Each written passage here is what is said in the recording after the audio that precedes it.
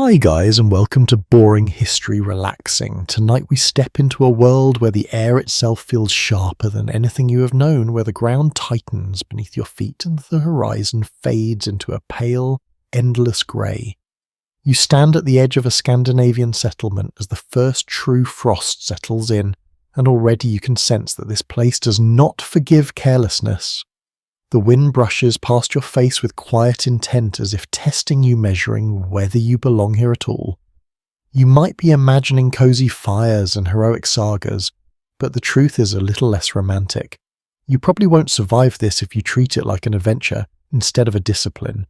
So before you get comfortable, take a moment to like the video and subscribe, but only if you genuinely enjoy what I do here. And if you feel like it, share your location and the local time where you are right now. It is always fascinating to see where in the world you're listening from. Now dim the lights and let your eyes adjust to the slow fading of the day. Because here the light does not simply disappear, it withdraws a little earlier. Each evening, a little more reluctantly each morning, until it feels like the sun itself has grown tired. You take a step forward, boots pressing into the ground that has begun to stiffen under the cold. Around you, the settlement moves with a quiet urgency. Nothing is frantic, but nothing is idle either. People carry bundles of wood, stack them carefully against the walls of longhouses, their movements practiced, economical. There is no wasted motion. Every action feels like part of a larger rhythm, one that has been repeated year after year long before you arrived. A widely accepted historical understanding tells us that in Viking Age Scandinavia, preparation for winter began well before the first frost, often in late summer and early autumn, when communities worked intensively to gather food, fuel and materials. You can see the result of that preparation all around you now. Wood is not just piled, it is arranged with care, protected from moisture, ready to burn cleanly when the cold deepens. That stack beside you is not simply a resource, it is time stored in advance, time that will be spent in warmth instead of hardship. You notice how the air carries a faint scent of smoke even now. Somewhere nearby a hearth is already burning, not out of necessity yet, but out of habit. A small fire maintained early means less struggle later. It is a subtle detail, but one that reveals a mindset shaped by long experience. A lesser-known detail suggests that some Viking households would deliberately begin small indoor fires earlier than strictly needed, not only for warmth, but to gradually dry out the interior spaces and materials before the deepest winter arrived. You can almost feel that intention as you step closer to one of the buildings. The wood beneath your hand is not damp. It has been prepared, conditioned, made ready. You pause for a moment, looking out beyond the settlement. The landscape stretches wide, quiet, and already beginning to harden. The grass has lost its softness. The soil resists your step. In the distance, a thin layer of frost glimmers, faintly catching what little light remains. And then you notice something else. The sound, or rather the absence of it. There are no insects humming, no distant rustle of leaves. Even the birds seem fewer now, their presence reduced to the occasional movement overhead. The world is becoming quieter, as if it too is conserving energy. You walk further into the settlement and the rhythm of human life becomes clearer. A man passes by carrying a bundle of dried fish, the faint salty scent trailing behind him. Another adjusts a wooden door, checking the fit, making sure it closes tightly against the coming wind. Small details, but each one matters. Historians still argue whether Viking communities viewed winter primarily as a threat to be endured, or as a predictable phase of life that could be managed with the right systems in place. As you stand here watching these quiet preparations, it feels less like fear and more like respect. Winter is not an enemy. It is a force that demands attention. You move closer to the edge of the settlement again, drawn by the fading light. The sky has begun to shift, the pale grey deepening into something cooler, something heavier. It is not yet night, but it is no longer day either. This in-between time lingers longer here than you might expect, stretching out the transition as if reluctant to commit. Your breath becomes visible now, each exhale forming a soft cloud that drifts briefly before disappearing. It is a small, almost beautiful detail, but it carries a quiet warning. The cold is no longer approaching. It is here. You rub your hands together, feeling the first hint of stiffness in your fingers. It is not painful, yet just noticeable. A reminder that your body, like everything else, must adjust. Behind you, the door of a longhouse opens and a wave of warmer air spills out, carrying with it the rich scent of smoke wood and something cooking slowly. For a moment it feels inviting, almost comforting. But you hesitate, because stepping inside is not just about warmth. It is about understanding what it takes to create that warmth, to maintain it, to protect it. You glance back at the landscape one more time. The frost has spread further now, thin and delicate, but persistent. The light continues to fade, and with it the sense of openness. The world is beginning to close in, not in a threatening way, but in a narrowing of possibilities. Out here, choices become limited. Inside systems take over. You turn back towards the longhouse, your steps slower now, more deliberate. Already, without realizing it, you are adjusting, moving with more care, paying closer attention. That is how it begins. Not with a dramatic shift, not with a sudden storm, but with these small, steady changes, a tightening of routines, a sharpening of awareness, a quiet understanding that survival here is not about strength alone, but about preparation, patience, and respect for the rhythm of the season. As you reach the doorway, you feel the warmth, again stronger this time, brushing against your face, easing the edge of the cold. You step closer, and for a moment you simply stand there, balanced between two worlds. Outside, the cold continues its slow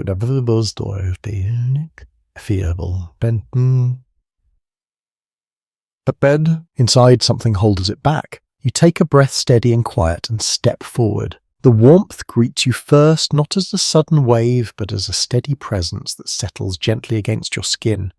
It is not the kind of heat you might be used to, not bright or overwhelming, but deep and persistent, as if it's been held here carefully for a long time. The moment you step fully inside, the wind disappears. The door closes behind you with a firm wooden certainty, and just like that, the outside world feels distant. Your eyes adjust slowly. At first, everything is dim. The light comes not from windows, but from the low, steady glow of a central fire further inside. Shadows stretch along the walls, moving gently with the flicker of flame. The air is thick, warmer, and carries a layered scent of smoke wool earth, and something faintly sweet, perhaps dried herbs or stored food. You take a few careful steps forward. The floor beneath you feels firm, but not smooth. Packed earth reinforced by use slightly uneven in places. It holds the warmth differently than stone would, absorbing and releasing it slowly. Already you begin to understand that nothing here is accidental. A widely recognized historical fact tells us that Viking longhouses were often constructed using timber frames, combined with turf walls, sometimes layered thickly to provide insulation against the cold. As you reach out and touch the wall beside you, you can feel that design at work. It is solid, slightly rough, and surprisingly warm. The turf does not just block the wind, it traps heat, holding it in as like a quiet reserve. You notice how low the structure feels. The ceiling does not rise high above you. Instead, it seems to press downwards slightly, creating a more enclosed space. At first, it might feel restrictive, but then you realize the purpose. A smaller volume of air is easier to heat. Less space means less warmth wasted. The roof above is supported by thick wooden beams darkened over time by smoke. You can see the subtle variations in the wood, each piece shaped by hand, fitted carefully into place. There is a quiet craftsmanship here, not decorative, but deliberate. A more obscure detail suggests that some longhouses were designed with slight inward slopes in their walls and roofs, helping to reduce exposure to harsh winds and improve structural stability during heavy snow. As you look more closely, you begin to notice that gentle inward angle. It is subtle, almost easy to miss, but it changes how the space feels, more contained, more secure. You move further in and the central hearth becomes clearer. It is not raised, not enclosed, but set directly into the floor, a long narrow stretch where embers glow and small flames flicker. Above it, a faint opening in the roof allows smoke to escape, though not entirely. A thin haze lingers in the air, softening the light, giving everything a muted, almost dreamlike quality. You inhale carefully. The smoke is present but not overwhelming. It settles higher up, leaving the lower space more breathable. Still, you can feel it, a gentle irritation at the back of your throat, a reminder that comfort here always comes with a cost. Historians continue to debate whether the persistent indoor smoke posed significant long-term health issues for Viking populations or whether their bodies adapted to it over generations. Standing here, you can see both sides. The smoke is not pleasant, but it is controlled, managed, another balance. You glance toward the sides of the longhouse. Raised platforms line the walls covered with furs, woven textiles, and simple bedding. These are their sleeping areas lifted slightly off the ground to avoid the cold that settles low.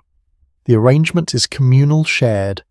Privacy is limited, but warmth is collective. You run your hand over one of the furs. Thick, dense, holds heat well, the texture soft but substantial. It is not just comfort.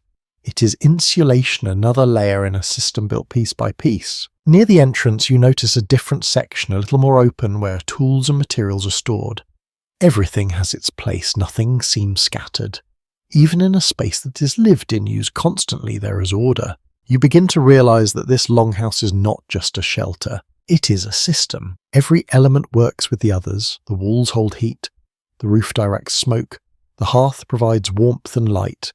The layout brings people together, sharing resources, sharing body heat, sharing responsibility. You hear a soft movement nearby. Someone adjusts a piece of wood in the fire, shifting it slightly, ensuring it burns evenly. The action is small, almost automatic, but it reinforces what you're starting to understand. Survival here is not about grand gestures. It is about constant attention to detail. You look back towards the door briefly. It feels distant now, even though it is only a few steps away. The cold beyond it seems less immediate, held back by layers of wood turf and human intention. And yet you know it is still there, waiting. You take a seat along one of the platforms, feeling the warmth more clearly now. It rises slowly from the fire, spreads through the air, settles into the materials around you. It is not fast, not dramatic, but it is steady, reliable. You notice how your body begins to relax, tension easing from your shoulders, your hands no longer stiff. The contrast between inside and outside becomes more pronounced the longer you sit here. But even as you grow more comfortable, you cannot ignore the effort behind it. This warmth does not happen on its own. It is built, maintained, protected. You glance again at the beams above the walls beside you, the fire at the center. Each part plays a role. Each part must be cared for. And slowly, quietly, you begin to understand that this place is not just about surviving winter. It's about shaping an environment where survival becomes possible at all. You settle a little closer to the center of the longhouse, drawn by the quiet pulse of heat that radiates from the hearth. It is not just warmth now. It feels like the heart of everything around you. The air shifts as you move nearer, becoming softer, almost thicker, as if the fire has its own presence, steady and alive. The flames are modest. They do not leap or crack loudly. Instead, they flicker low, feeding on carefully arranged wood, glowing more in embers than in bright bursts. It is a controlled fire, one that is meant to last, not to impress. You watch as a piece of wood slowly darkens, then catches the edge, turning orange, then red, before settling into a steady burn. A widely accepted historical understanding tells us that Viking hearths were typically kept burning for long periods, sometimes continuously, with embers preserved overnight to avoid the difficulty of relighting a fire from scratch. As you look closer, you can see how this works. Beneath the visible flames lies a deeper layer, a bed of glowing coals that hold heat far more reliably than the flickering fire above. You feel it on your face. A steady warmth that does not come in bursts, but in a constant quiet flow. It reaches your hands, your cheeks, even through your clothing. It is subtle, but it is persistent. Someone nearby shifts slightly, using a simple wooden tool to nudge the embers closer together. The movement is slow, practiced. There is no rush. The goal is not to make the fire bigger, but to keep it balanced. You begin to understand that this fire is not just for warmth. It is for everything. Cooking light, drying clothes, heating tools, even shaping the rhythm of the day. Without it, the longhouse would not function. It would simply be a shelter against the wind, not a living space. A lesser-known detail suggests that some Viking households developed specific routines for maintaining embers overnight, covering them lightly with their ash to preserve heat while preventing them from burning out too quickly. You can imagine that process now. The fire dimmed, but not extinguished the glow hidden beneath a thin layer, waiting to be brought back to life with a gentle breath in the morning. You lean forward slightly, watching the surface of the embers shift. There is a quiet beauty to it. The way the colours change from deep red to soft orange. The way the heat seems to shimmer just above, barely visible, but unmistakable. It is coming, almost hypnotic, and yet it requires attention. Historians still debate how much time and labour Viking households devoted specifically to fire maintenance, but it is clear that someone always had responsibility for it, ensuring that it never failed at a critical moment. As you sit here, it becomes obvious why. A fire left unattended could fade, weaken, or worse, grow too strong and dangerous. You notice the tools placed nearby. A long iron poker darkened with use, a small shovel for ash. Pieces of wood stacked within easy reach, not too close, not too far. Everything arranged so that the fire can be managed without unnecessary movement. Even the placement of people reflects this. No one sits directly in the centre blocking access. Instead, the space around the hearth remains open, shared. It is not owned by any one person. It belongs to the household. You extend your hands toward the warmth, palms open, feeling the heat soak in slowly. Your fingers, which had felt stiff earlier, now move more easily. The warmth does not just comfort, it restores. Behind you, you hear the faint sound of fabric shifting. Someone hangs a damp piece of clothing closer to the fire, not too near, just enough to allow the heat to dry it gradually. This is another small detail, another example of how the hearth supports daily life in ways that are easy to overlook. You glance upward. The smoke drifts slowly toward the opening in the roof, but not all of it escapes. A thin layer lingers, softening the space, muting the edges of everything. It is not ideal, but it serves a purpose. The smoke helps preserve the wood, keeps insects away, and even contributes to drying materials. You shift slightly, adjusting your position. There is a balance here. Too close to the fire and the heat becomes uncomfortable. Too far and the cold begins to creep back in. You find a place in between where the warmth feels just right.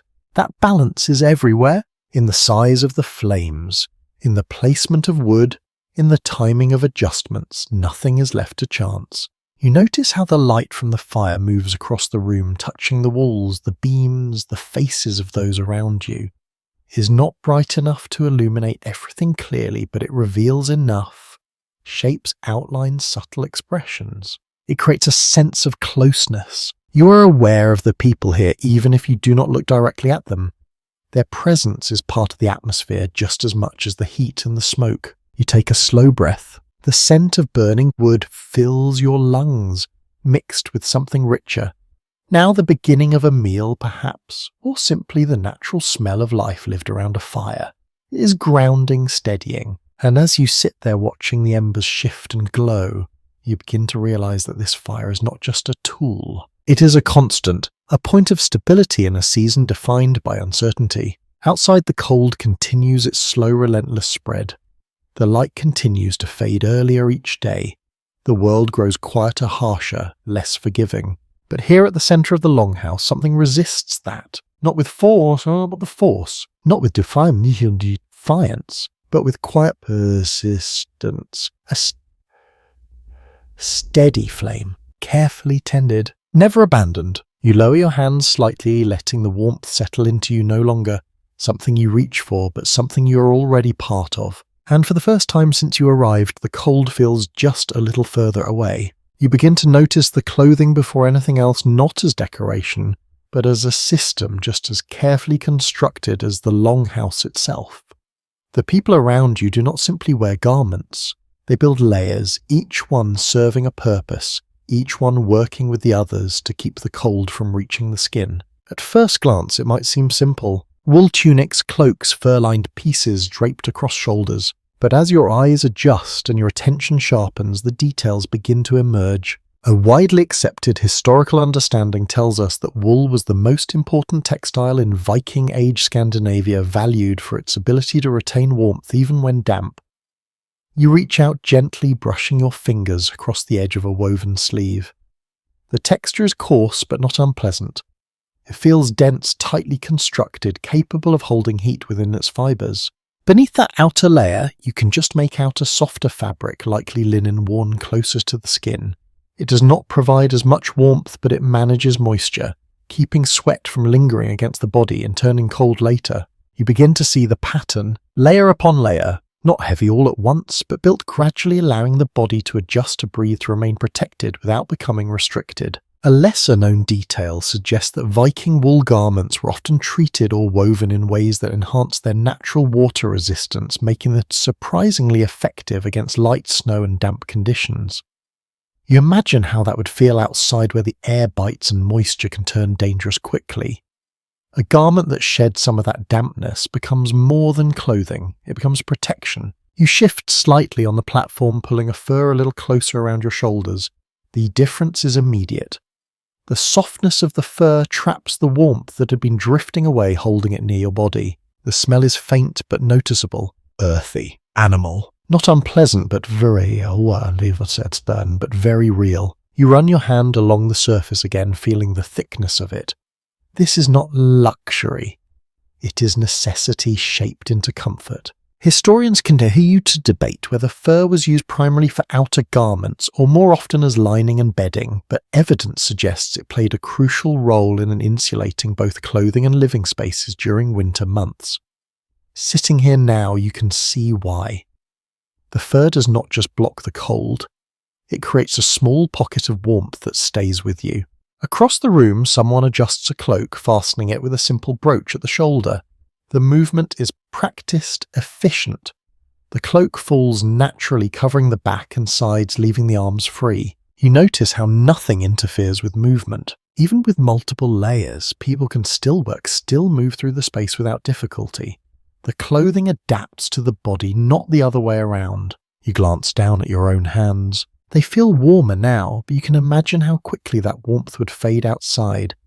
Gloves are not always visible here, but when needed, they are used simple coverings that allow for enough dexterity while still protecting against the cold. Footwear draws your attention next. Thick, sturdy, often made of leather, sometimes lined, sometimes paired with additional wrappings.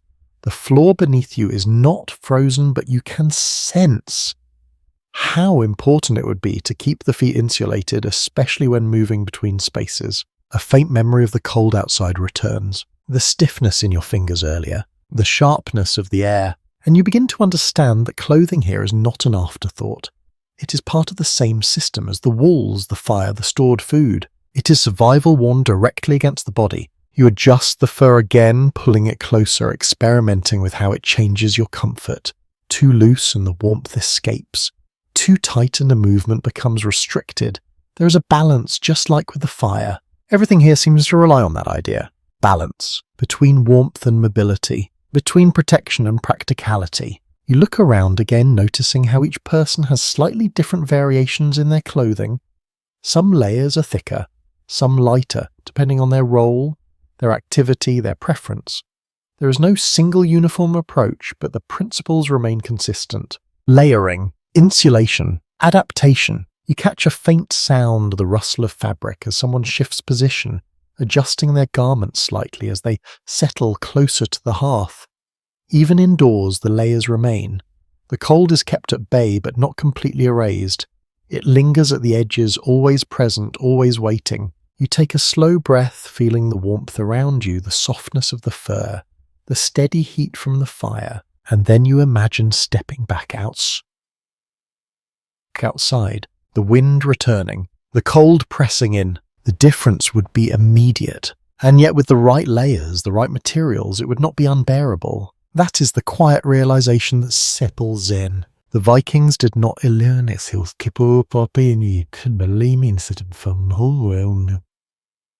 They worked with it, adjusted to it, wrapped themselves in systems that allowed them to move through it without breaking. You run your hand once more along the woven fabric, feeling its texture, its weight, its purpose. It is not elegant in the way you might expect, but it is effective, and here that is what matters most. You begin to notice the food not all at once, but in quiet layers, much like the clothing and the shelter around you. It is there in the air. First, a faint mixture of salt, smoke, and something rich that has been slowly cooking for hours. It does not overwhelm your senses. It settles in gently, steady, and familiar, like something that has always been part of this space. You shift slightly closer to the hearth again, drawn not just by the warmth, but by the subtle promise of nourishment. A pot hangs over the fire, its contents moving slowly, releasing small curls of steam that drift upward before blending into the haze near the ceiling. A widely accepted historical understanding tells us that Vikings relied heavily on preserved foods during the winter, including dried fish-salted meats, fermented products, and stored grains, as fresh resources became scarce. As you watch the pot, you can begin to imagine what might be inside.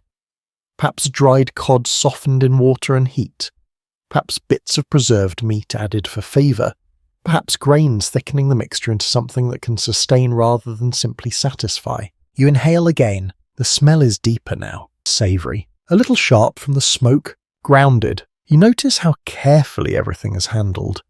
The ingredients are not used carelessly. Small amounts are added at a time measured not by strict tools, but by experience. There is an awareness here that each portion matters.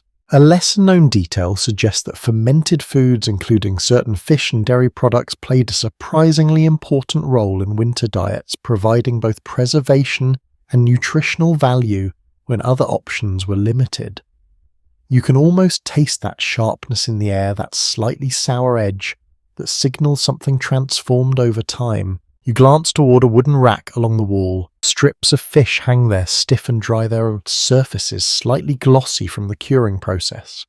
They do not look particularly appealing at first, but you understand now that appearance is not the priority, longevity is. You reach out carefully, touching one of the pieces. It is firm, almost rigid, light for its size. All the moisture removed, leaving behind something that can last for weeks, even months. Historians still debate how varied the Viking winter diet truly was, with some suggesting it could be monotonous and repetitive, while others argue that preservation techniques allowed for more diversity than we might expect. Sitting here watching the careful preparation feels like both might be true. The ingredients may be limited, but the ways they are combined, adjusted and used bring subtle variation. You hear a soft sound as someone nearby breaks a piece of dried bread, handing part of it to another. The texture looks dense, heavy, something that requires effort to chew, but also something that fills the stomach and lasts. You take a small piece offered to you. It's firm in your hand, slightly rough along the edges. When you taste it, the flavour is simple, almost plain, but not empty. It carries a faint hint of grain, of something grown and harvested long before the cold arrived. You chew slowly. It takes time, but as you swallow, you feel a quiet satisfaction. It is not indulgent, but it is enough. You glance back at the pot. Someone stirs it gently, ensuring nothing sticks, nothing burns. The motion is slow, almost meditative. There is no rush to finish. The food will be ready when it is ready. You begin to understand that meals here are not just about eating. They are about timing,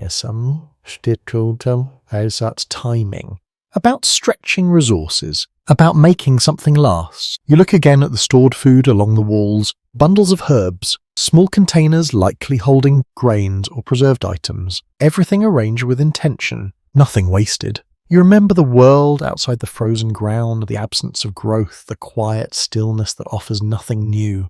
All of the life you see here, all of the nourishment has been carried forward from another season, from preparation, from foresight. You take another small bite, feeling the texture, the weight of it. It does not disappear quickly. It lingers, requiring attention, much like everything else in this place.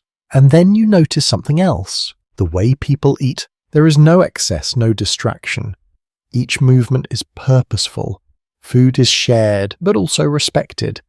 It is not something to be taken lightly. You swallow again, feeling the warmth of the meal begin to spread slowly through you, joining the warmth of the fire, the insulation of the clothing, the protection of the walls, all of it connected, all of it necessary. You glance once more at the pot, at the careful stirring, at the quiet patience of the process, and you realize that survival here is not built on a single element, not just the shelter, not just the fire, not just the clothing, but on the ability to bring all of these things together to create a system where each part supports the others. Food is not just sustenance, it is planning made visible, preparation made tangible, a reminder that what you do in one season determines how you endure the next. You take a final slow breath, letting the warmth settle deeper into you. Also, the cold continues to hold its ground. But here for now, you are sustained. You begin to notice the animals not by sight at first, but by sound, a soft shifting, low, steady breath, the faint scrape of movement against wood. It reaches you from beyond the main living space, subtle but constant, woven into the background of life inside the longhouse. You turn your head slightly, listening more closely, and realize that the household does not end with people. It extends further. You rise carefully and move toward the far end of the structure where the air changes just enough to feel different. Still warm but heavier, more humid, carrying a distinct scent that is impossible to ignore. Earth. Hay. Animal. A widely accepted historical understanding tells us that in many Viking longhouses, animals such as cattle, sheep, and goats were kept in an attached or partitioned section of the building during winter, both to protect them from the cold and to benefit from their body heat. As you step closer, that design becomes clear. A low wooden divider separates the spaces, not completely isolating, but just enough to define boundaries. You rest your hand lightly against the top of the barrier and look over. Several animals stand or lie within the enclosed area, their shapes dimly outlined in the low light. A cow shifts its weight slowly, its breath visible in the warmer air rising in soft clouds. Nearby, a few sheep huddle together, their wool thick and slightly matted, offering insulation that mirrors the clothing worn by the people just a few steps away. The warmth here feels different, not as clean as the heat from the fire, but deeper, more organic. It lingers in the air, mixed with the smell of hay and the quiet presence of living bodies. A lesser-known detail suggests that the shared warmth between humans and animals in longhouses could raise the overall indoor temperature by a noticeable degree, making a meaningful difference during the coldest months. Standing here, you can feel that effect. It is subtle but real. The cold seems to hesitate at the edges of this space. You watch as someone moves within the animal area, checking the bedding, adjusting a small pile of hay. The movements are calm, familiar. There is no fear, no urgency, just care. You begin to understand that these animals are not separate from survival. They are part of it. Milk, wool, meat, labour. Each one represents stored value, future possibility, and immediate necessity. Historians still argue whether keeping animals so close to living spaces was primarily a practical decision, or also influenced by cultural attitudes toward livestock as integral members of the household economy. As you observe the quiet interaction between person and animal, it feels less like a simple choice, and more like a natural extension of life here. You notice the feed, bundles of hay stacked, carefully protected from dampness, rationed, with clear intention. There is no abundance here, only enough measured out day by day. You reach down and touch a small handful of hay resting near the divider. Dry, brittle, it carries the faint scent of summer preserved in its fibres, a reminder of a season that feels distant, now almost unreal compared to the stillness of winter. You glance back toward the main space of the longhouse. The fire continues to glow, the people remain gathered, moving through their quiet routines, and here just beyond that the animals stand as a second layer of life, supporting and supported in return. You hear a soft sound as one of the sheep shifts closer to another, their bodies pressing together, sharing warmth. The instinct is simple but effective.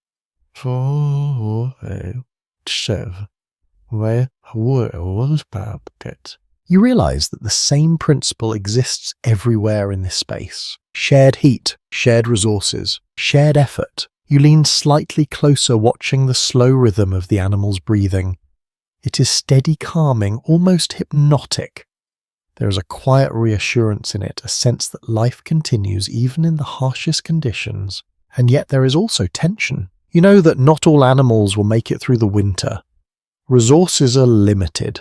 Choices must be made. Some will be kept alive for as long as possible. Others may be slaughtered earlier, their meat preserved to ensure the survival of the household. It is a balance that is never easy. You step back slightly, giving the animals space but keeping them within your view.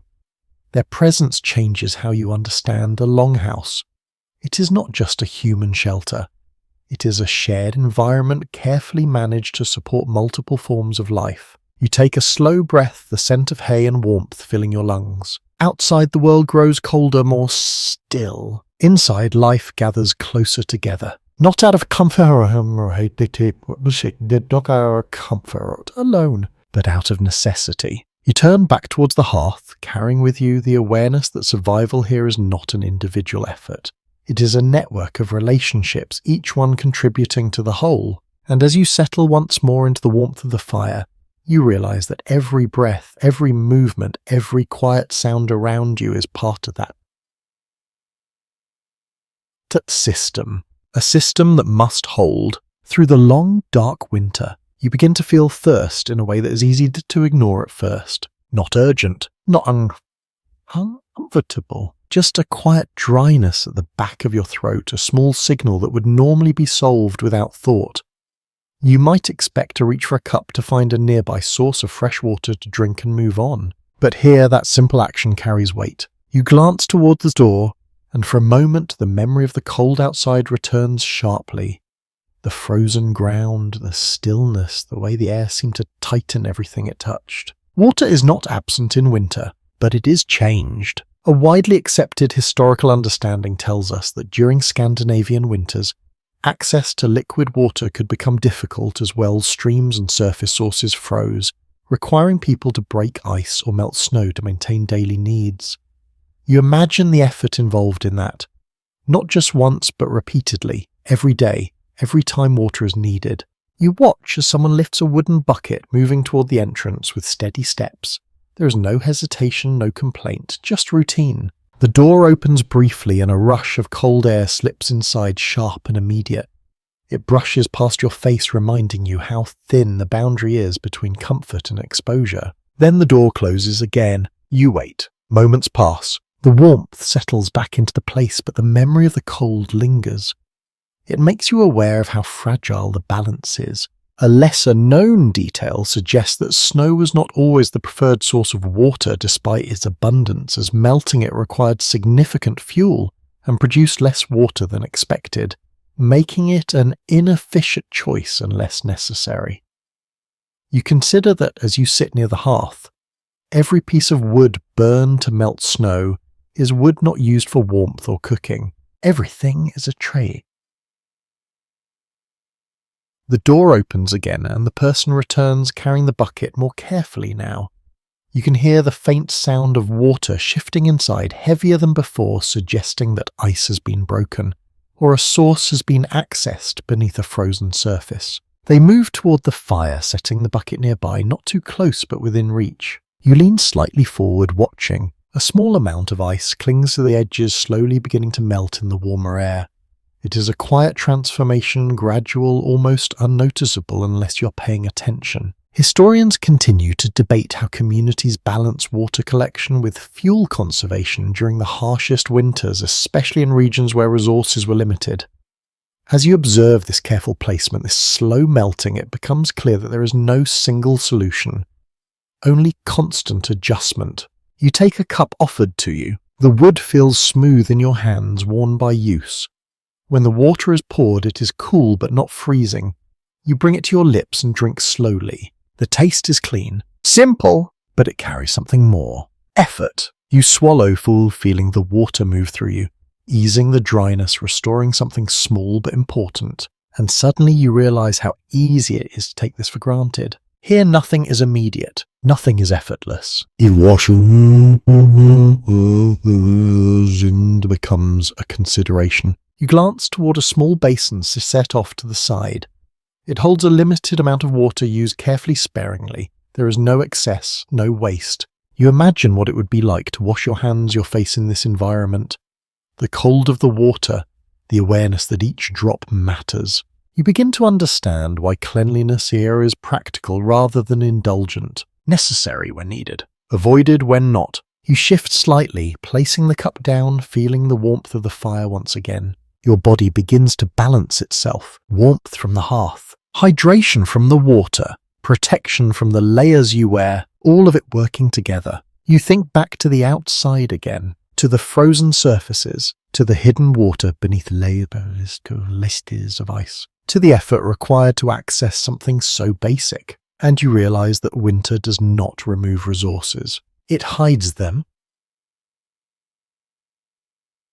makes them harder to reach, forces you to work for what once came easily. You hear the faint crackle of ice breaking as someone chips away at a small piece near the bucket, preparing it for use. The sound is sharp, brief, then gone. Another small task, another quiet effort. You take a slow breath, letting the rhythm of the space settle around you once more. The fire continues to glow. The animals shift softly in the background. The water rests nearby, slowly becoming more usable, more accessible. Everything here is in motion, even when it appears still. You glance at your hands again, no longer stiff, no longer dreary, and you understand something simple but important. Survival is not built on grand moments. It is built on small, repeated actions. Breaking ice, carrying water, melting what cannot be used as it is, adapting again and again. You lean back slightly, allowing yourself to relax into the warmth. Outside, the cold waits patiently. Inside, life continues. Carefully, deliberately. Sustained by effort, you can now begin to feel in every small detail. You begin to notice that the stillness of winter does not mean inactivity. If anything, it sharpens it. The space around you feels calm but not idle. Every small movement carries intention. Hands are rarely empty. Even in quiet moments, something is being shaped, repaired, or prepared for what comes next. You shift slightly on the platform, your attention drawn to the soft, rhythmic sound of fibers being pulled and twisted. Nearby, someone works with wool, drawing it out carefully, then spinning it into thread with steady, practiced motion. A widely accepted historical understanding tells us that textile production was a major part of winter work in Viking households, with spinning and weaving often carried out indoors during the colder months when outdoor labour was limited. You watch the process unfold in front of you, simple at first glance, but deeply precise. The fibres must be even. The tension must be right. Too loose and the thread weakens. Too tight and it becomes brittle. You follow the movement of the hands, the slow turning, the quiet focus. It feels almost meditative, like the steady tending of the fire or the careful preparation of food. A lesser-known detail suggests that in some households the production of textiles was not just practical, but also tied to status, with finer weaves and dyed fabrics reflecting skill time and available resources. As you look more closely, you can see small differences in the threads, some thicker, some finer, each one shaped by the person creating it. Across the room, another figure works with wood. A small carving knife moves carefully along the surface of a piece, shaving thin curls that fall softly to the ground. The sound is gentle, almost soothing. The shape begins to take form slowly, something functional, perhaps a tool handle or a small container. You lean forward slightly, watching. Nothing is rushed. Mistakes here would cost time, and time is valuable. Historians still argue whether winter work was seen primarily as necessary labour, or also as an opportunity for craftsmanship and creativity. But as you observe the care in each movement, it feels like both are true. Survival requires effort, but that effort can still carry skill, even a quiet form of expression. You glance toward the entrance of the longhouse. No one rushes in or out now. The outside world feels paused, held in place by the cold. Travel is limited. Fields are silent. The sea in many places is no longer accessible. And so life turns inward. You notice tools laid out neatly along the wall. Needles, knives, wooden implements, each one maintained sharpened, kept ready. Winter is not a time to neglect these things. It is a time to ensure they will function when needed again. You pick up a small piece of wood, turning it in your hand. It feels solid, dependable. You imagine how many such objects are made during this season. not in great numbers, but steadily one after another, building a reserve of tools and materials for the months ahead. You hear a faint tapping sound. Someone is repairing something, adjusting a joint, reinforcing a weak point. The motion is careful, repeated, tested. Nothing is discarded easily. Everything is given another use, another chance. You begin to understand that winter is not a pause in productivity. It is a shift in focus, from gathering to maintaining, from expansion to preservation. You glance back toward the hearth where the fire continues its steady burn. Even that requires work. Wood must be added, ash must be managed, embers must be protected. It is all connected. You watch as a piece of fabric is examined closely, a small tear identified and mended with careful stitching. The needle moves in and out, the thread pulled tight, the gap closed. A simple act, but one that prevents loss. You run your fingers along your own sleeve, imagining how quickly a tear could become a problem if left unattended. In this environment, even small weaknesses matter. You lean back slightly, taking in the quiet industry around you. No one is idle. Pay your head. No one is idle. Each person contributes in their own way, their work blending into the larger rhythm of the household. You notice how the sounds overlap. The soft spin of wool, the scrape of wood, the faint crackle of the fire, the occasional shift of animals near all. It creates a kind of quiet music, steady and grounding. You take a slow breath, letting it settle around you. Outside, the world remains still frozen, waiting. Inside, time moves differently, measured not by the sun, but by tasks, by progress, by the steady accumulation of small efforts. You realize that this work does more than prepare for the future. It shapes the present, gives structure to the day, keeps the mind focused, the hands occupied. Without it, the long hours of darkness might feel endless, but with it, time becomes manageable. You glance once more at the spinning wool, the carving, the careful repairs. Each action, small. Each action,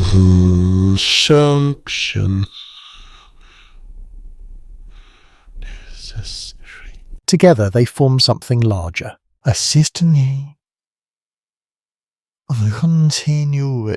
A way to move through winter without losing momentum. You settle deeper into your place, feeling the warmth, the rhythm, the quiet purpose of everything around you. And you understand that survival here is not just about enduring the cold. It is about using the time as it creates, shaping it, filling it with work that ensures life continues when the light finally returns. You begin to notice the darkness not as a sudden change, but as something that slowly settles into the space layer by layer until it feels like a presence of its own. The fire still burns, the embers still glow, but beyond that circle of warmth and light, the edges of the longhouse soften, then fade.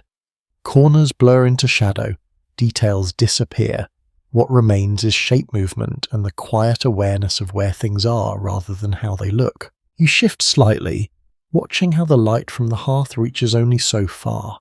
It flickers across faces, across hands, across the low beams above, then dissolves into dimness. It is enough to function, but not enough to fully illuminate. A widely accepted historical understanding tells us that Vikings used simple oil lamps, often fueled by animal fat or fish oil, to supplement firelight during long winter nights when daylight was scarce.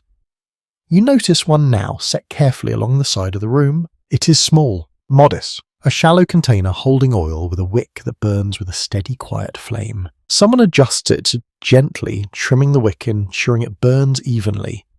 The light it provides is softer than the fire, more focused, casting a smaller, steadier glow. It does not flicker as much, and for a moment it feels almost coming in a different way. You lean slightly closer, observing the flame. It moves, but only just. Controlled, measured. A lesser-known detail suggests that the type of oil used in these lamps could affect both the brightness and the amount of smoke produced with some sources, indicating that certain fish oils created a particularly strong scent that would linger in enclosed spaces.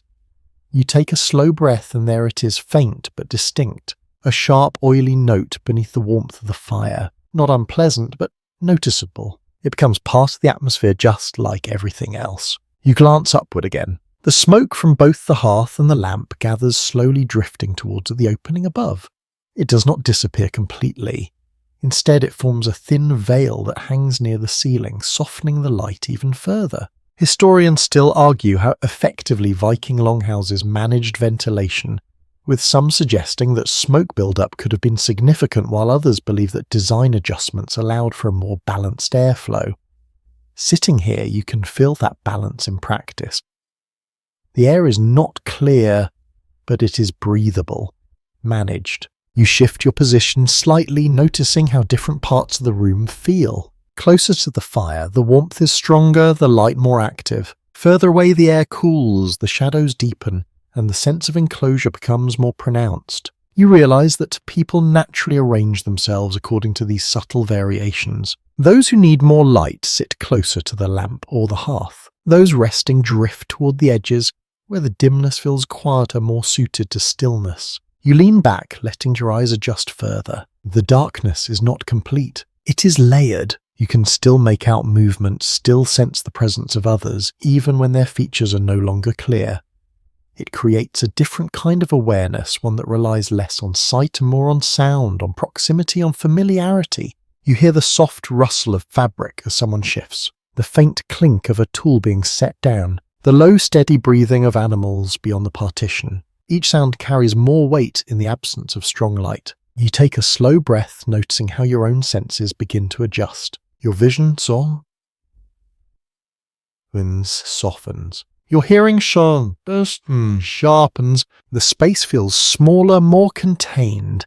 Not because it has changed, but because the darkness draws everything inward. You glance once more at the lamp. Its flame remains steady, a small point of consistency in a room that is slowly dimming. You understand now that light here is not taken for granted. It is created, maintained, protected. You imagine what it would be like without it. Just the fire perhaps dimmed the embers, glowing faintly. The room would not disappear, but it would become something else. Quieter, more inward, more dependent on memory than sight. You shift your hands closer to the warmth again, feeling the heat against your skin.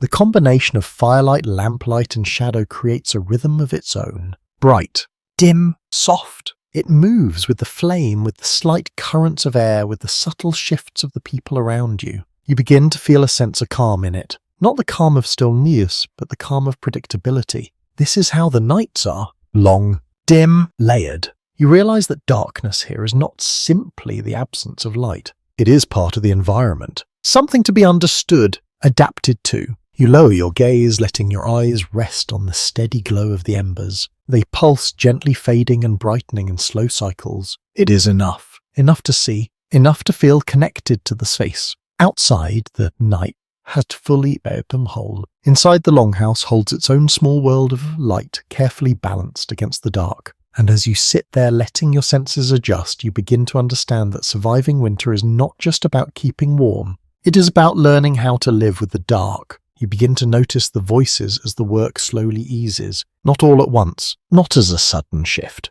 but gradually as hand slow tools are set aside and attention turns inward. The longhouse does not fall silent. Instead, it changes tone. The steady rhythm of work gives way to something softer, more fluid. Conversation. At first, it is quiet. A few words exchanged nearby, a low comment answered with a brief reply, but then slowly the sound begins to grow not louder but richer, more layered. You lean back slightly, letting yourself listen. The fire continues to crackle gently, the lamp burns with its steady glow, and between those small constant sounds, voices begin to fill the space. A widely accepted historical understanding tells us that storytelling played a central role in Viking culture with oral traditions, preserving history, myth, and social values long before they were written down. As you sit here, you can feel that tradition alive in the room. Someone begins to speak, not loudly, not dramatically, but with a certain rhythm that draws attention. The others do not immediately fall silent, but their movements slow, their focus shifts.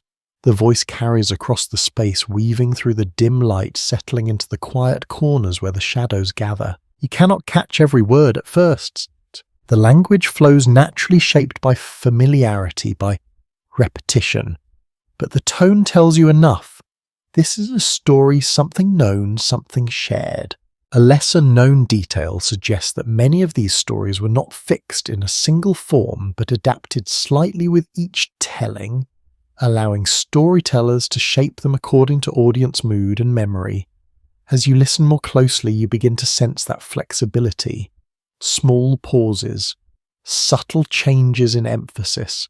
It is not recitation, it is creation within a familiar frame. You shift slightly, drawing the fur closer around you as you settle in. The warmth of the fire, the softness of the light, and the steady cadence of the voice begin to blend together. It creates a sense of ease, of continuity. You catch fragments now. Names, places, moments of tension followed by resolution. There is no need for grand gestures.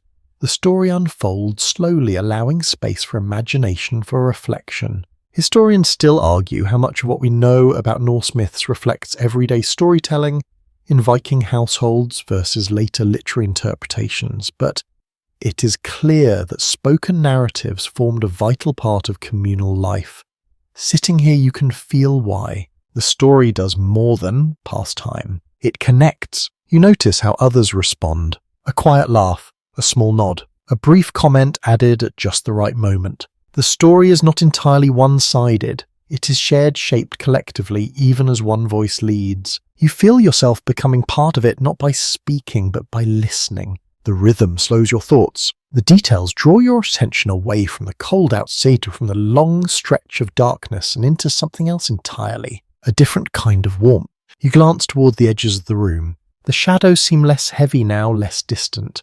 The presence of voices fills them, giving shape to what cannot be seen clearly. You realize that this is another form of survival, not physical, but mental, emotional. Long nights could stretch endlessly without something to anchor them, something to give them structure. Stories do that. They mark time. They create moments. You hear a shift in tone as the storyteller reaches a turning point. The voice becomes slightly more focused, the pause is more deliberate. You find yourself leaning in just a little, even without realizing it.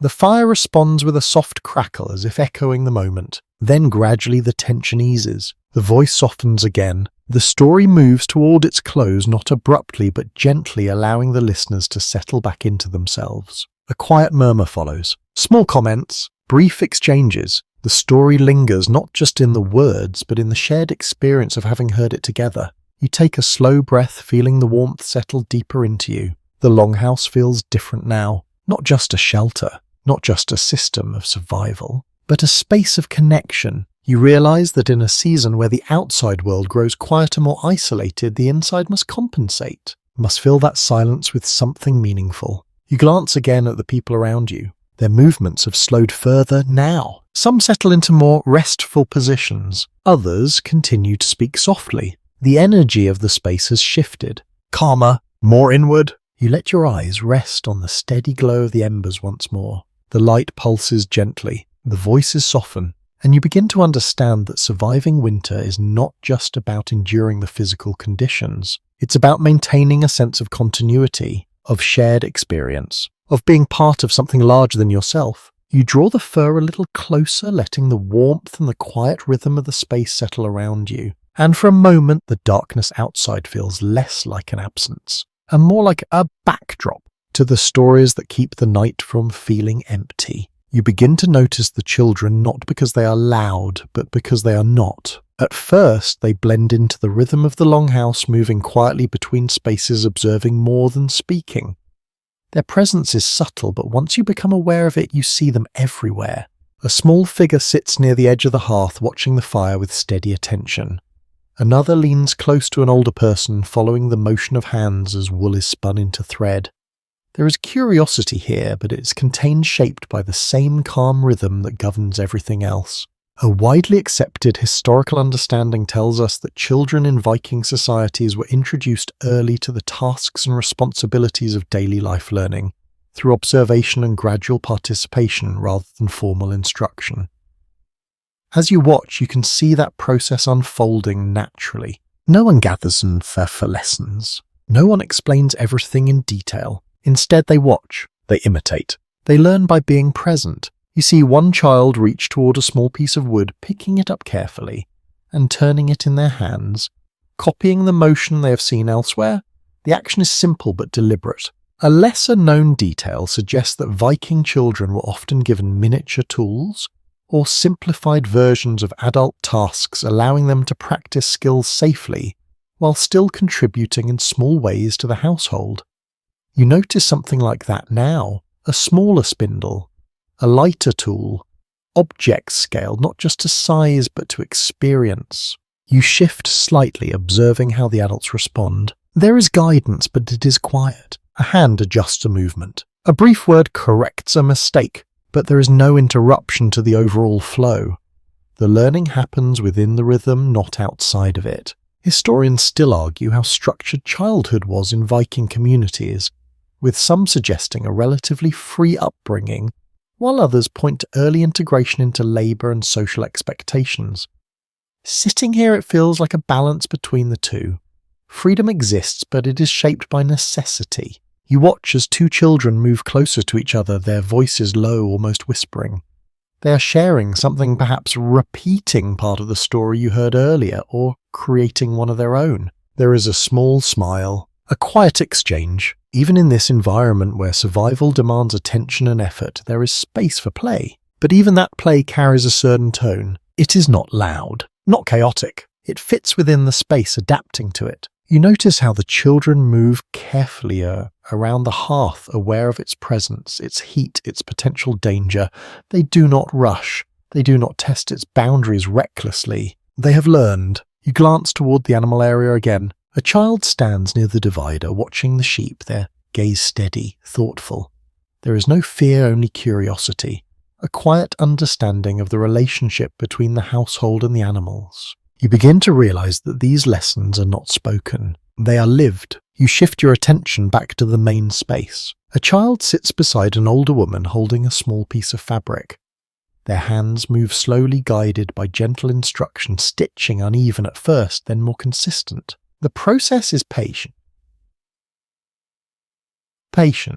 repetitive. You can almost feel the time it takes. But that is the point. Skills are not rushed. They are built, layer by layer, just like everything else here. You take a slow breath, noticing how the presence of children changes the atmosphere slightly. It adds continuity, a sense that what is happening here is not just for this moment, but for the future. Knowledge being passed quietly, habits being formed. You glance at the faces around you. The adults do not watch the children constantly, but they are aware of them.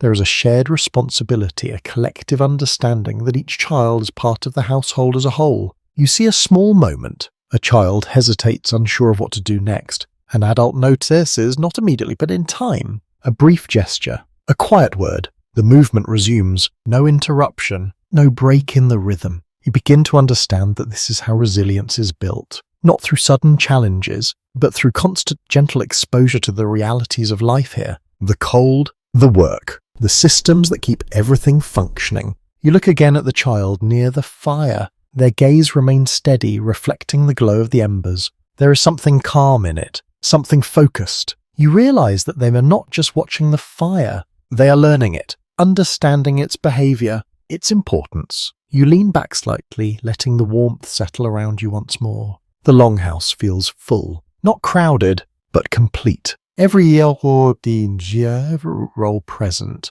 every generation connected. You take another slow breath, feeling the quiet continuity of the space. Outside,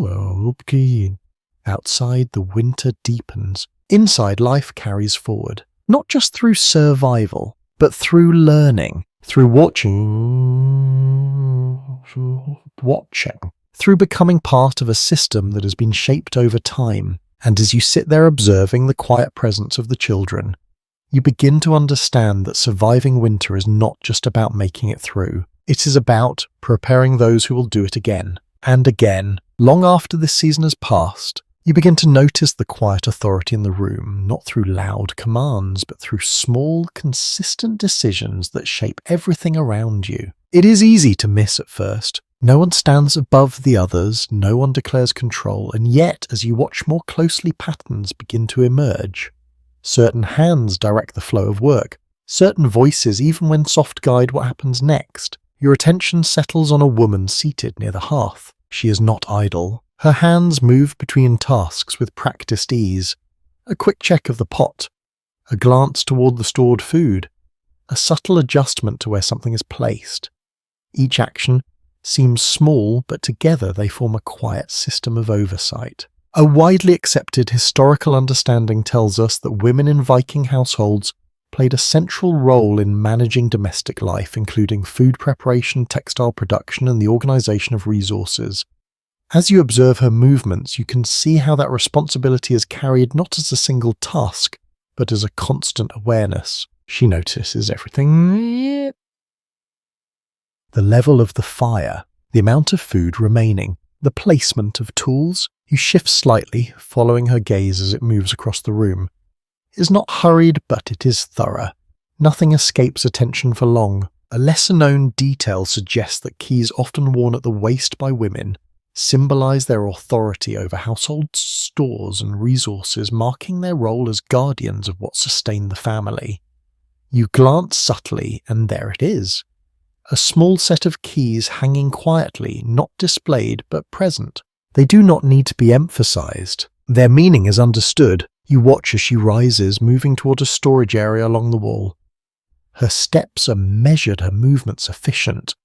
She selects something from within a small portion, then closes it again carefully. There is no excess, no unnecessary use. Historians still debate the extent of female authority within Viking society, with some arguing for significant autonomy within the household while others point to broader social limitations. But here in this space, her role feels clear. It is not symbolic, it is functional. You notice how others respond, not with deference in a formal sense, but with quiet alignment. When she adjusts something, it remains that way. When she redistributes a task, it is accepted without question. You begin to understand that leadership here is not about visibility. It is about consistency. You shift your attention to another part of the room. A group works with wool, their hands moving steadily, but occasionally glancing toward her, as if checking an unspoken rhythm, not for permission, but for coordination. The longhouse feels like a system of small decisions all connected. You hear the faint sound of something being measured. Grain, perhaps, portioned carefully, each amount considered. You realize that food is not just prepared. It is managed. Every meal connected to what remains, to what must last. You take a slow breath, noticing how this awareness extends beyond a single person. Others contribute, others act, but there is a center to it, a point where information gathers and decisions are made. You glance again at the keys. They are still, unremarkable at first glance, and yet they represent access, control, responsibility. You imagine what it means to hold that role through winter, to know what is available, to decide what is used, to balance present needs with the future survival. It's not a momentary task. It is constant. You notice a small exchange, a question asked quietly, an answer given just as softly, a direction implied not stated outright. The work continues adjusted slightly. You lean back, letting the rhythm of it settle in your mind. There is no chaos here, no confusion, only a steady flow of action guided by awareness and experience. You glance toward the children again. They watch this too. They learn not just the tasks, but the structure behind them, the way decisions are made, the way responsibility is carried. You realize that this is another layer of survival, not just the physical system, but the social ones, the organization that allows everything else to function. You feel the warmth of the fire, the weight of the fur, the quiet presence of others. And within all of that, this invisible framework holds. You take another slow breath, letting the understanding settle. Survival here is not accidental. It is coordinated, maintained by people who know their roles, who understand the balance between use and preservation. You watch as she returns to her place near the hearth, her hands already moving to the next task, her attention never fully resting. And you realize that in a season where resources are limited and mistakes carry consequences, this kind of quiet authority is not just important. It is essential. The longhouse continues its steady rhythm around you. The fire burns, the work goes on, and beneath it all decisions are being made quietly, constantly ensuring for us that everything holds together through the long dark winter. You begin to notice a different kind of work now. one that moves more slowly, more deliberately, but carries its own quiet weight within the longhouse. It does not draw attention in the same way as spinning or cooking. It happens in the spaces between. You watch as a man near the wall lifts a tool, turning it in his hands, examining its edge in the dim light. He runs his thumb lightly along the surface, not enough to cut, just enough to feel. Then with careful focus he begins to sharpen it. The sound is soft, a steady scrape, repetitive, almost calming. A widely accepted historical understanding tells us that during winter, when farming and seafaring were largely paused, Viking men often turned to maintenance tasks such as repairing tools, preparing equipment, and planning for the coming seasons. As you observe this quiet work, you begin to see how essential it is. The tool in his hands may not be needed today, but it will be needed later. And when that time comes, it must be ready. You shift slightly, watching the motion more closely. Each pass of the blade is measured. No rush, no wasted effort. It is a kind of patience that mirrors everything else you have seen. A lesser-known detail suggests that some tools and weapons were not only maintained for practical use, but also carried personal or symbolic value, sometimes passed down through generations, making their care an act of preservation beyond simple function. You imagine that now, as you look at the object in his hands, it is not just a tool, it is continuity. You glance toward another part of the room. Someone works with rope, checking its strength, running it through their hands, tightening knots where needed. The fibers are worn in places but still strong. It will hold, but only because it is maintained. You begin to understand that this kind of work is less visible but no less important. It prepares for movement, for action, for a time when the stillness of winter will give way to activity again. Historians still argue how much of winter was spent in planning for raids or voyages versus simple domestic preparation, but it is clear that this season offered time to reflect, to consider, to anticipate. As you sit here, you can almost feel that quiet forward thinking in the air. You notice a conversation nearby, low, measured, not casual but not tense either. Ideas being exchanged, possibilities considered, routes perhaps, or timing. You cannot hear every word, but the tone carries a sense of looking ahead. You lean back slightly, letting the sound settle into the background. The fire continues to glow, the lamp burns steadily, and within that warmth plans are forming. You watch as the man finishes sharpening the tool, testing its edge once more, then setting it aside with care. It is placed in a specific spot within reach, but not in the way. Everything has its place. You realize that this is another form of control, not over the environment, but over readiness. You glance toward the doorway again. Beyond it lies the frozen world. Still, unforgiving, but not permanent. Spring will come, the sea will open, the land will soften. And when that happens, there will be no time to prepare. Everything must already be done. You notice how this awareness shapes the work. It is not urgent, but it is purposeful. Each task completed now removes a problem later. You shift your attention to another figure seated closer to the fire. He adjusts a piece of leather, reinforcing it, ensuring it will hold under strain. The stitching is tight, the material strong. It will not fail easily. You imagine what it would mean if it did. A broken strap, a weakened handle, a failed tool. Small things, but with consequences that could grow quickly. You take a slow breath, feeling the quiet importance of these actions. This is not preparation for comfort. It is preparation for survival beyond winter. You glance again at the rope, the tool, the leather, each one a small piece of a larger system. You begin to see how roles within the longhouse shift with the season. Strength is still valued, skill is still respected, but here in this moment, patience becomes just as important. Attention, consistency, the ability to maintain rather than create from nothing. You feel the warmth of the fire steady against your skin, the dim light softening the edges of everything around you. The atmosphere remains calm, but beneath it there is a quiet sense of readiness. Not tension, not urgency, but awareness. You lean back slightly, letting your body settle. The sounds continue, the scraping of metal, the tightening of rope, the soft murmur of conversation, all of it part of a rhythm that carries the household forward. And you understand now that survival here is not only about enduring the present, It is about preparing for what ensuring that when the world opens again, you're ready to move with it. You close your eyes for a brief moment listening. The work continues. Unbroken. And in that quiet persistence, you begin to feel the strength of a season that, while still and dark, is far from inactive. You begin to notice the small signs of strain in the Isamisya, not obvious at first, but present if you pay close attention. A cough soft and quickly covered, a hand pressed briefly to the side, a pause in movement that lasts just a moment longer than expected. Winter does not arrive loudly with illness. It settles in quietly, taking advantage of the closeness, the dim light, the long hours spent indoors. You shift slightly, becoming more aware of the people around you. One person sits closer to the fire than before, their posture a little heavier, their movements slower. Another wraps themselves more tightly in fur, even within the warmth of the longhouse. A widely accepted historical understanding tells us that winter conditions in Viking Age Scandinavia could increase vulnerability to illness, particularly respiratory issues due to cold exposure, smoke inhalation, and close living quarters.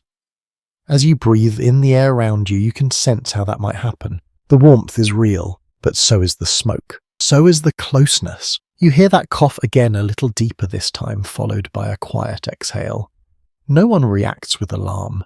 There is no sudden shift in the room, but there is awareness. Subtle, measured. A lesser-known detail suggests that Vikings made use of various herbal remedies, including plants like yarrow, juniper, and angelica, which were believed to have healing or protective properties during illness. You notice a small bundle of dried herbs hanging near the hearth, their scent faint but distinct when the air shifts. Someone reaches for them, adding a small amount to a pot or perhaps to the fire, releasing a sharper, more aromatic note into the room. It mixes with the smoke, creating something different, not unpleasant, but purposeful. You take a slow breath, noticing how the scent lingers, how it changes the atmosphere just slightly. Historians still argue how effective these remedies truly were, with some suggesting they offered real benefits, while others view them more as comfort and tradition than cure. Sitting here, it feels like both could be true. Relief does not always require certainty. Sometimes it requires care. You watch as someone adjusts a fur around the person who'd been coughing, tucking it more securely and ensuring that no cold air reaches them unnecessarily. The movement is gentle, almost instinctive. There is no formal process, no clear division between caregiver and patient, only response. You notice how the fire is tended more carefully now. Not stronger, not larger, but steadier. The warmth maintained consistently. You begin to understand that illness here is not treated with isolation in the way you might expect. It is managed within the household, contained through attention, through support. You glance toward the children again. They remain present, but a little more subdued, as if sensing the shift without fully understanding it. Their movements are quieter, their voices softer. The rhythm of the longhouse adjusts. You feel it, a slight slowing. A deeper focus. You take another breath, feeling the warmth in your chest, the dryness of the air, the faint irritation of smoke. It is not overwhelming, but it is there, a constant. You realize how this environment, while protective against the cold, creates its own challenges. Heat and smoke. Closeness and limited air. Everything balanced, but never perfect. You watch as a small cup is passed to the person near the fire. Something warm inside, perhaps infused with those herbs. They drink slowly, carefully. There is patience in it. No rush to recover. Only the quiet process of enduring. You lean back slightly, letting the scene settle around you. No one speaks loudly. No one disrupts the flow. Life continues, but with a softer edge. You notice how the others adapt without instruction. Work continues, but more gently. Movements are quieter. Attention is shared. You begin to understand that survival here includes caring for those who weaken, not just maintaining systems and resources, because a single illness can ripple outward, affect the whole. You glance again at the herbs, at the fire, at the careful placement of fur and warmth. Each action small, each one meaningful. You take a slow breath, feeling the quiet weight of it all. Winter does not just test strength. It tests resilience, the ability to respond, to adapt, to care. You close your eyes for a brief moment, listening to the softer rhythm of the space. The fire still burns, the voices still murmur. The life of the longhouse continues, but now you understand something more. Survival is not only about enduring the cold, it is about enduring together. Even when the body falters, even when the air feels heavier, even when the night seems longer than before. And as you open your eyes again, the warmth feels a little different. Not just physical, but shared. You begin to notice a quieter layer beneath everything you have seen so far. Something that does not sit in the hands or the tools, but in the small intentional moments that pass almost unnoticed. It lives in gestures, in glances, in the way certain actions are repeated at particular times. You watch as someone near the hearth takes a small piece of food not enough to be missed and places it carefully near the edge of the fire. It is not dropped. It is set down with purpose, then left untouched. No one comments, no one explains, but no one interferes either. A widely accepted historical understanding tells us that Viking spiritual life was closely tied to everyday practices, with offerings and small rituals integrated into domestic spaces rather than confined to formal ceremonies alone. As you sit there observing this quiet act, you begin to see how belief moves through the longhouse in subtle ways. It is not separate from daily life. It is part of it. You shift slightly your attention following the movement of another figure who pauses briefly near the doorway. They touch the wood lightly, almost absent-mindedly, but there is a pattern to it, a familiarity, a moment of acknowledgement. A lesser-known detail suggests that some households may have maintained small protective rituals during winter, such as placing offerings or making simple gestures to guard against unseen forces, especially during the darkest part of the year. You can almost feel that intention now woven into the space, as naturally as the warmth of the fire. You take a slow breath, noticing how the atmosphere changes, not dramatically but subtly. A quiet respect, an awareness that there are forces beyond what can be seen or controlled. Historians still argue how deeply spiritual beliefs influenced everyday Viking behavior, verses being reserved for specific occasions, but in this moment it feels impossible to separate the two. The ritual is not disruptive, it is part of the rhythm. You glance toward the fire again. The small offering remains where it was placed, slowly darkening, merging with the embers. It is not consumed in a way that draws attention, it simply becomes part of the fire itself. You feel a strange sense of calm in that. Not certainty, but continuity. You shift your gaze toward the people around you. No one watches the offering directly, but everyone seems aware of it. It exists within the shared understanding of the space. You begin to realize that belief here is not always spoken. It is practiced, lived quietly. You hear a low murmur from one side of the room, a few words spoken softly, perhaps a brief invocation, perhaps just a habit passed down through generations. The tone is calm, steady, almost indistinguishable from the rest of the conversation, and yet it carries weight. You lean back slightly, letting the warmth of the fire settle deeper into you. The light flickers gently, casting soft patterns across the walls, across the beams above. It creates a sense of movement even in stillness. You begin to understand why winter might bring these practices closer to the surface. The darkness outside is not just harshest to physical. It feels deeper, longer, more uncertain. And in that uncertainty, these small acts provide structure, meaning, a sense of connection to something beyond the immediate. You glance toward the children again. They watch these moments too, even if they do not fully understand them. The gestures become familiar, repeated, absorbed over time. You notice how no one questions the act. It is not debated. It is accepted, part of the environment. You take another slow breath, the scent of smoke and faint herbs still present in the air.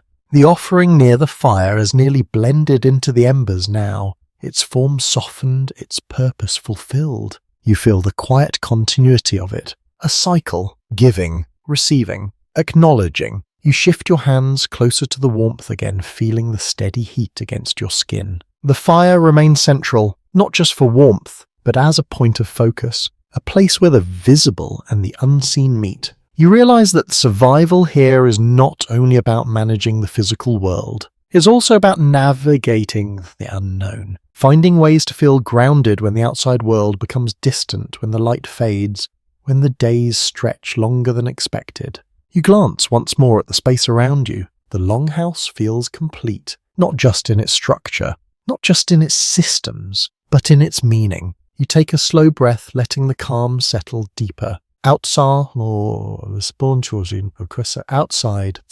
darkness holds.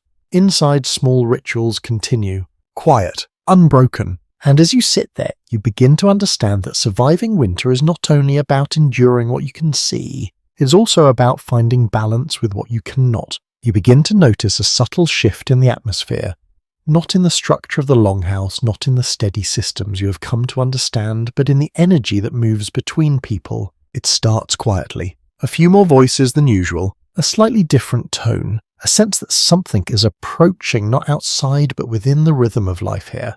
You sit a little straighter, your attention sharpening without urgency. The fire is still steady, the lamp still glowing, but there is a growing sense of anticipation. A widely accepted historical understanding tells us that midwinter feasts often associated with Yule were important social and cultural events in Viking societies, marking the darkest part of the year with communal gatherings, food and ritual. As you look around, you can begin to feel that preparation taking shape. Food is being brought forward, not all at once, but more than usual. The pot near the fire is fuller, richer in scent. The smell of meat is stronger now, deeper layered with herbs and smoke. You notice bread being broken, more generously portioned, slightly larger than before. You inhale slowly. The air feels different, warmer not just from the fire, but from the presence of something shared. A lesser-known detail suggests that some Viking feasts included ritual drinking of ale or mead, not only for celebration, but as part of social bonding and possibly religious observance. You notice a container being passed carefully from one person to another. Each person takes a small amount, not excessive, measured. There is no rush to drink, no loud reaction, just a quiet acknowledgement, a shared participation. You accept it when it reaches you. The liquid is slightly warm, with a taste that is both sweet and sharp, lingering just enough to be noticed. It spreads gently through you, adding another layer to the warmth already settling in your body. Historians still argue how structured these midwinter feasts were, whether they followed strict ritual patterns or varied widely between communities. But what you see here feels balanced. There is intention but also flexibility. You watch as people shift closer together. Not crowded, but connected. The space around the hearth becomes more active, more central than before. The edges of the longhouse feel less important as the tension draws inward. You notice the expressions now. Subtle changes, a softness, a quiet sense of relief. Winter has not ended. The cold still waits outside, but this moment stands apart from the rest. You hear a voice rise slightly above the others, not loud, but clear. A few words spoken with care, perhaps marking the occasion, perhaps acknowledging something shared. The tone carries weight even if you do not understand every word. Others respond not in unison but with quiet agreement, a small lift of a cup, a nod. You feel the rhythm shift again. The longhouse is no longer just a place of steady survival. It becomes for this moment a place of gathering. You take another small sip, letting the warmth settle deeper. The food, the drink, the fire, the voices all begin to blend into something that feels almost timeless. You glance toward the children. They are closer now, included in the space, their presence not separate but part of the whole. Their expressions carry curiosity but also familiarity. This is not entirely new to us. You notice how the work has paused, not stopped completely but softened. Tools rest where they were set down. Tasks wait. This moment takes priority. You begin to understand that this is not indulgence. It is necessary, a way to break the long stretch of sameness, a way to remind everyone that the season, while harsh, is not without meaning. You listen as voices overlap gently. Stories return but with a different tone now, lighter, more reflective. Laughter appears soft but real, carried on the warmth of shared experience. You feel it settle into you, a quiet lift, not excitement, but ease. You glance toward the fire again. It burns steadily unchanged, but it feels different now, as if it holds more than just heat. You realize that this gathering does something important. It strengthens connection, reinforces bonds. In a time when resources are limited, when the outside world offers little, this internal connection becomes essential. You take a slow breath, letting the moment stretch. The light flickers. The voices continue. The warmth deepens. And for a while, the weight of winter feels lighter. Not gone, but shared. You lean back slightly, allowing yourself to settle into the rhythm of it. The food continues to pass. The drink moves from hand to hand. The voices rise and fall in a gentle pattern. And you begin to understand that surviving winter is not just about enduring hardship. It's about creating moments like this. Moments that remind you why the effort matters. Moments that carry you forward, even through the darkest nights. You begin to notice something that feels almost unexpected after so much time inside. Movement beyond the longhouse. Not constant, not frequent, but present. A door opens, and instead of the quick exchange of cold air you have grown used to, someone steps out with purpose. Not just to fetch water or check something nearby, but to go further. You feel your attention shift. The outside world, which has seemed distant, almost paused, begins to draw you back. A widely accepted historical understanding tells us that despite harsh conditions, Vikings did not completely cease travel during winter, using ski sleds and frozen waterways to move across the landscape when necessary. You rise slowly, curiosity pulling you toward the doorway. The air changes as you approach, cooler, sharper. You can feel the cold waiting even before the door opens. When it does, the sensation is immediate. The warmth behind you falls away and the cold settles against your skin with quiet certainty. It is not violent, it is precise. You step forward, following carefully. Outside, the world feels different now. The ground is firm, the frost thicker, the surface of the land more defined. Where once there may have been mud or uneven ground, there is now a kind of stability created by the cold itself. You look down, tracks, clear, pressed into the surface, holding their shape. Movement here leaves a record. A lesser-known detail suggests that skis, likely made of wood and sometimes covered with animal skins for grip, were used in parts of Scandinavia to move more efficiently across snow, making winter travel possible rather than impossible. You glance ahead and notice a pair resting near the structure. Their surfaces smooth, their shape simple but effective. You imagine the glide, the quiet movement across snow, the way it would carry you further than walking alone. Historians still argue how widespread the use of skis was across Viking society, with stronger evidence in certain regions than others, but the concept feels natural here. Adaptation again, using what the environment offers rather than resisting it. You take a careful step forward. The ground holds beneath you. Not soft, not shifting, solid. The cold has reshaped it. You notice a sled nearby, its runners worn smooth, its structure sturdy. It rests close to the longhouse, ready to be used when needed.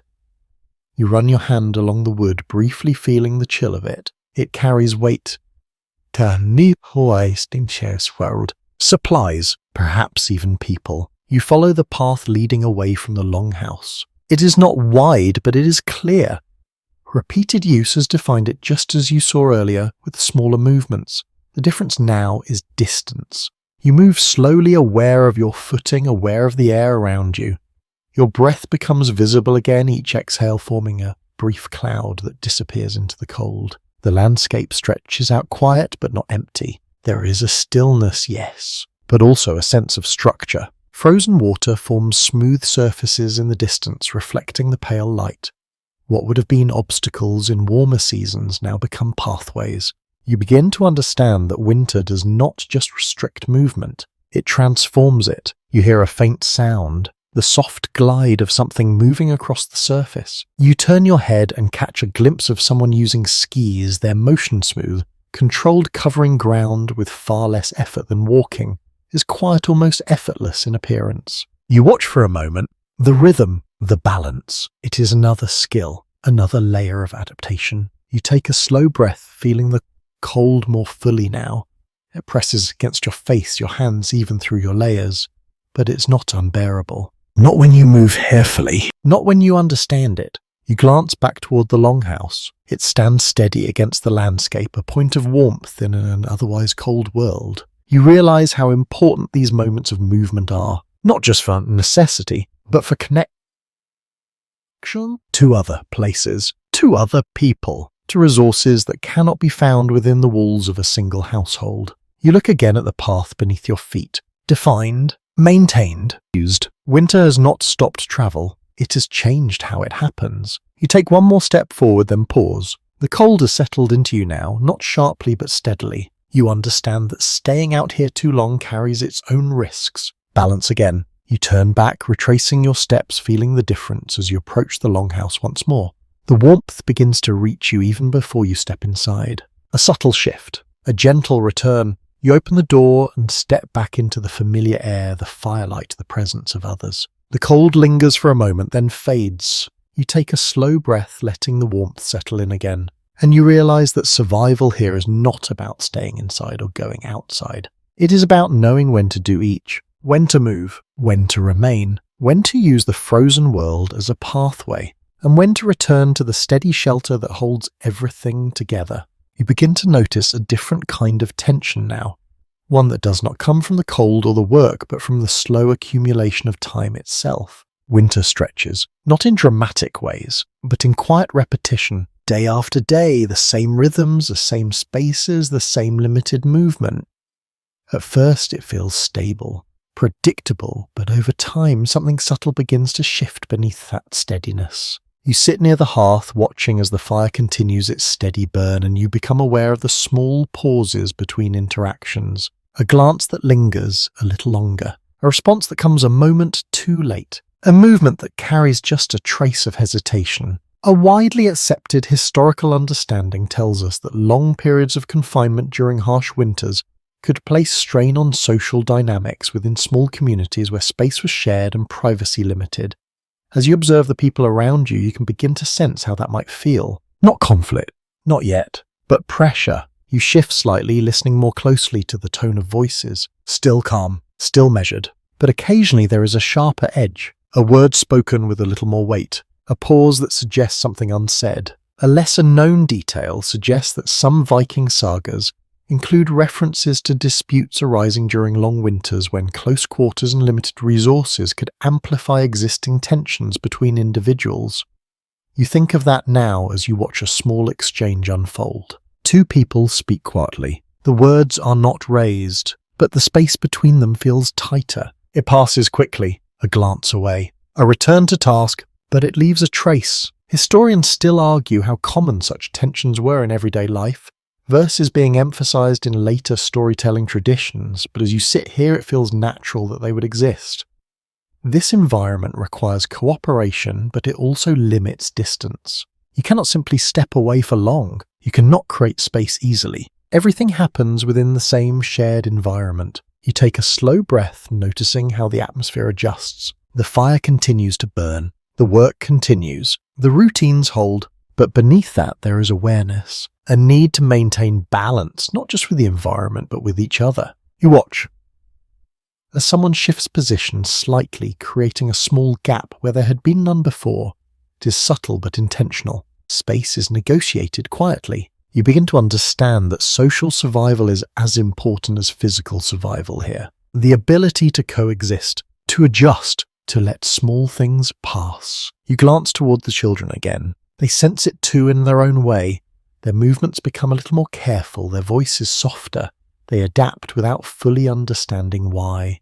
You notice how the woman with the keys moves through the space again, her presence steady, her attention not only on resources, but on the flow of interaction. A word here, a gesture there, small adjustments that smooth over what might otherwise grow. You realize that leadership extends beyond material needs. It includes maintaining harmony. You hear a brief sound, a sharper tone. It fades quickly, but it stands out against the usual calm. For a moment the room holds still, then just as quietly the rhythm resumes. No escalation, no disruption. You take another slow breath, feeling the tension settle back into the background. Not gone, but managed. You begin to see how this is part of the system as well.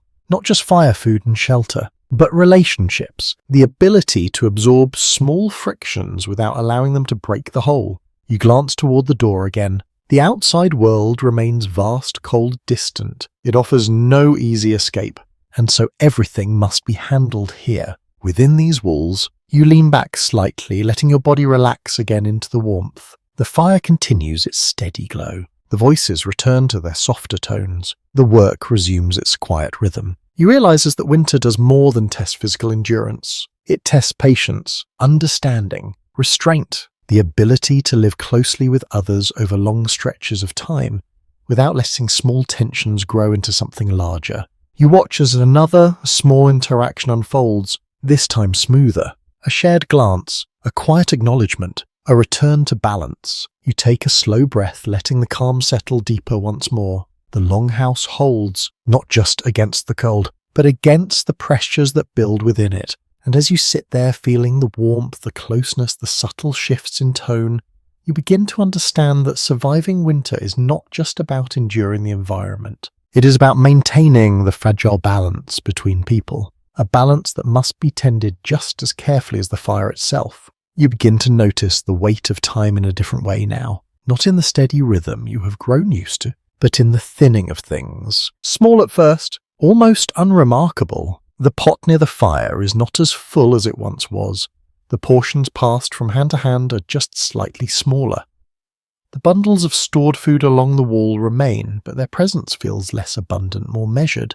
You shift slightly, your awareness sharpening without urgency. Nothing has failed, nothing has broken, but something has changed. A widely accepted historical understanding tells us that late winter was often the most difficult period in pre-modern northern societies as stored food supplies began to run low, while fresh resources were still unavailable. As you sit there, you can feel that reality settling into the space, not as panic, but as quiet calculation. You watch as someone lifts the lid from a storage container, pauses, then takes only a small portion before closing it again. All movement is careful, deliberate. You begin to understand that every decision now carries more weight than before. A lesser-known detail suggests that in some regions, people referred to this period as a time of hunger or scarcity when even well-prepared households had to stretch their remaining resources carefully to reach the first signs of spring. You imagine that now as you look around. Everything still functions, but with less margin. Historians still argue how consistently severe this late winter period was across different Viking communities, as access to resources could vary depending on location, trade and preparation, but the pattern itself feels universal, a gradual tightening. You take a slow breath, noticing how the atmosphere reflects this shift. Voices remain calm, movements remain steady, but there is a deeper layer of attention beneath it all. You glance toward the animals. They too seem slightly different, still cared for, still present, but their feed is measured more closely now.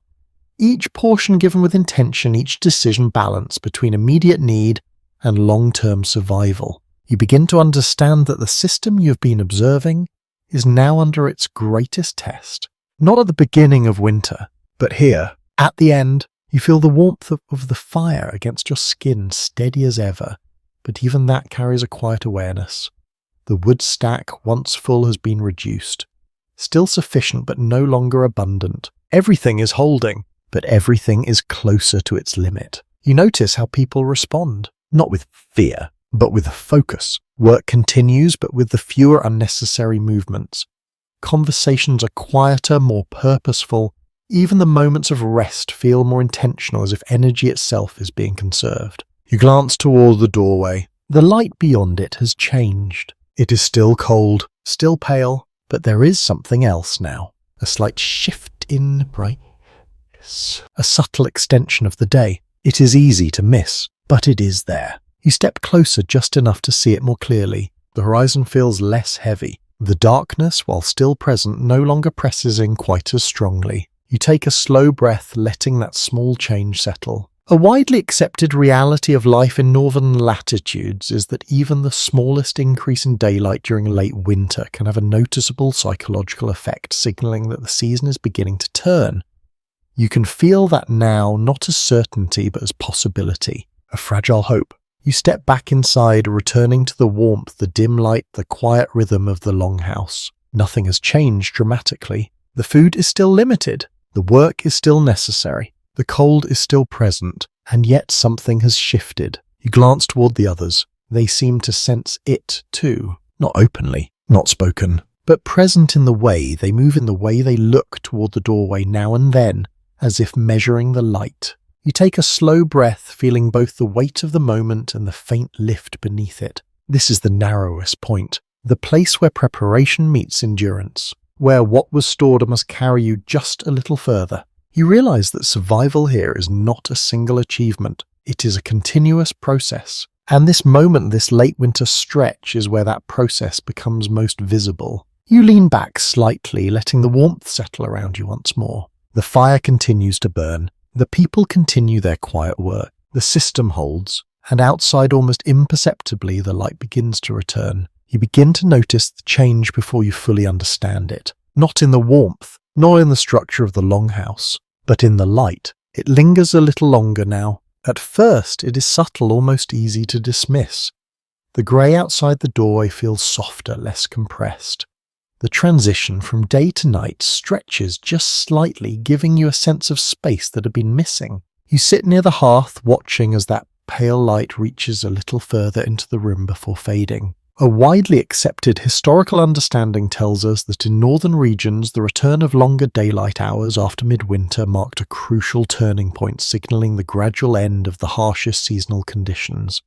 As you observe it now, you can feel that shift, not as a sudden release, but as a slow easing. The darkness is still here, but it no longer dominates in quite the same way. You take a slow breath, noticing how the atmosphere within the longhouse responds. There is no celebration yet. No sudden change in behaviour, but there is a quiet adjustment. Movements feel a little lighter. Voices carry a slightly different tone. You glance toward the doorway again. The air that enters when it opens is still cold, but it feels less sharp, less biting. The difference is small but unmistakable. A lesser-known detail suggests that early signs of seasonal change, such as the return of certain bird calls or subtle shifts in temperature, were as closely observed by people in northern societies as indicators of the approaching spring. You listen carefully, and though the world outside remains mostly still, there is a faint sense that something is beginning to stir. Historians still argue how much of this awareness was formalized into seasonal markers or simply understood through lived experience, but here it feels instinctive, a quiet recognition rather than a declared event. You shift slightly, watching as someone near the storage area checks what remains. The supplies are low, but not gone. The system has held. You feel a quiet respect for that, for the planning, the discipline, the constant attention that carried everything through the most difficult stretch. You glance toward the animals again. They are still present, still cared for, their movements a little more active now, as if sensing the change in the air.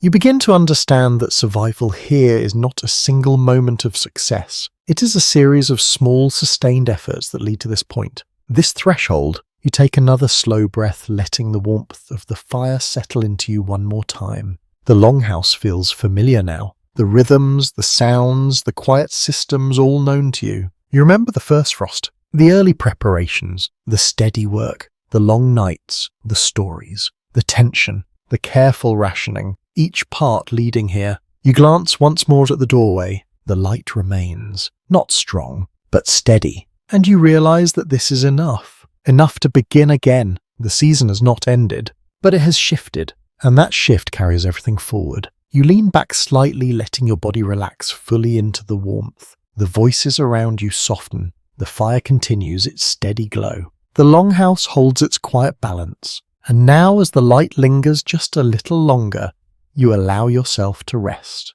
to let the tension ease, to recognize that the hardest part has passed. You take a slow, steady breath. The air is warm. The space is calm. The world outside, though still cold, no longer feels endless, and as your eyes grow heavier, the rhythm of the longhouse carries you gently forward, no longer through struggle, but through quiet continuation. The fire flickers softly, the voices fade into a low murmur. The light, though dim, remains, and you begin to drift, not away from the world you have been part of, but deeper into it, into its calm, its steadiness, its quiet resilience. The warmth surrounds you, steady and constant like the breath of the longhouse itself. You feel it in your hands, your shoulders, your chest, a gentle, reassuring presence. The sounds soften further now. The crackle of the fire becomes distant. The movement of others fades into the background. Everything slows. You take one last slow breath and allow yourself to rest. As the warmth settles deeper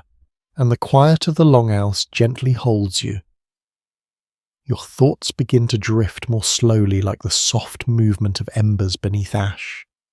There is no urgency here now, no need to measure time or count resources. The long stretch of winter with all its quiet demands and careful rhythms begins to feel distant, like something you have already passed through. You remain aware of the space around you, but only faintly.